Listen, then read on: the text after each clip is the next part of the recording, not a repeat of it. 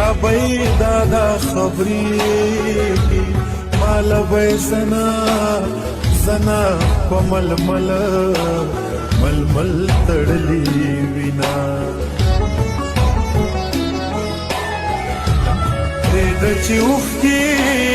اوخکی می بهي مرګ ملي د جانان می نه پخلا کو